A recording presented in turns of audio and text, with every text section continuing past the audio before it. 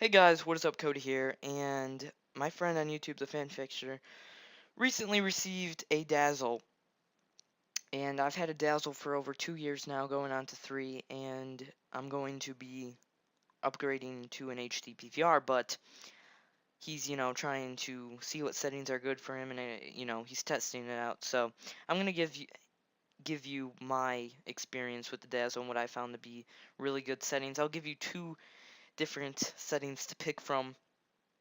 I'll give you the pros and cons. I just loaded up a new Super Mario Bros. Wii video that I recorded in April in standard def. It is not widescreen. I did not record in widescreen, but for the settings that I'm going to recommend, I do recommend you actually record in widescreen. So, yeah.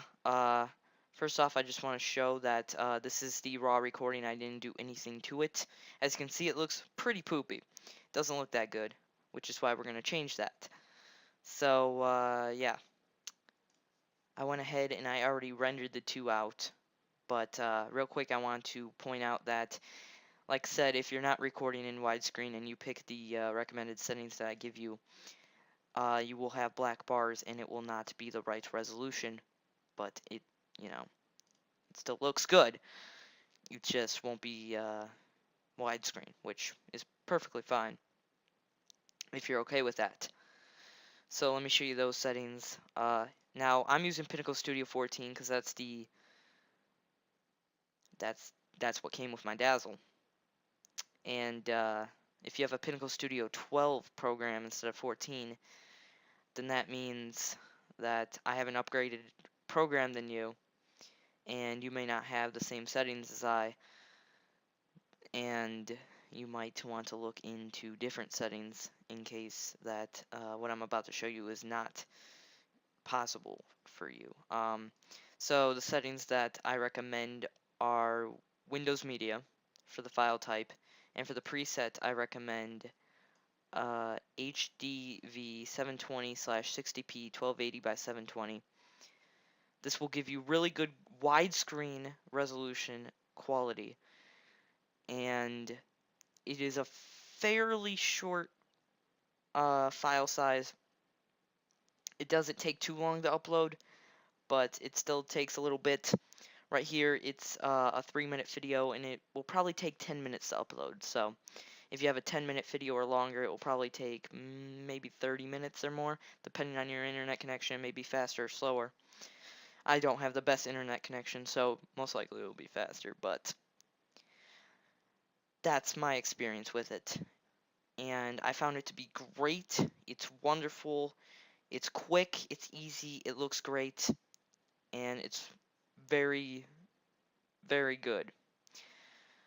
But if this is not possible, if you cannot do this, then the other, which is not as good, and I would stay away from this if you are able to do what I just showed you. But if you can't, or if you don't want to, because maybe you didn't record in widescreen and you don't like the black bars, then you can go ahead and do MPEG 2 as the file type, not to be confused with TS, which is a crappier version of MPEG 2, and have custom instead of anything here. I mean, you could do HD, but it's a way bigger file size and it's not worth it. So I would just go with custom to be on the safe side. It is bigger. Even custom alone is bigger than what I just recommended to you. And overall, I think the other settings are a lot more. You get a lot more for what you're trying to get.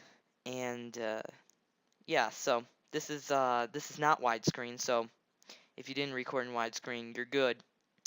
So if you don't like the black bars, this is definitely good. If you don't care about the slightly larger file size, then this is good.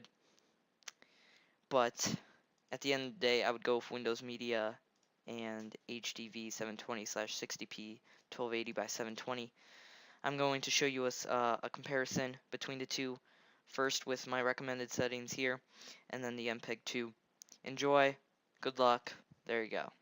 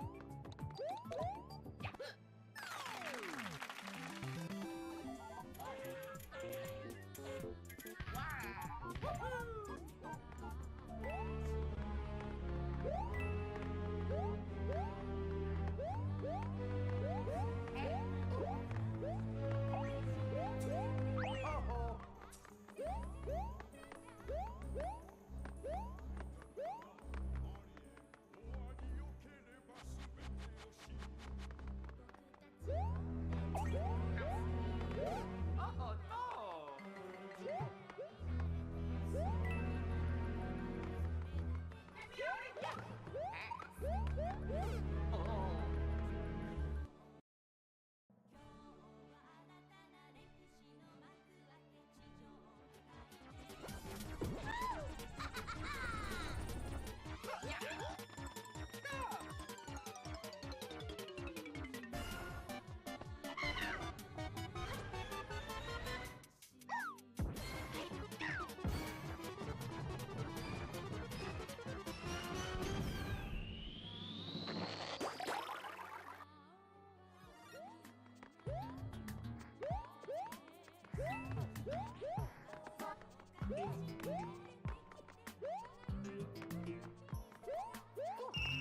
Oh.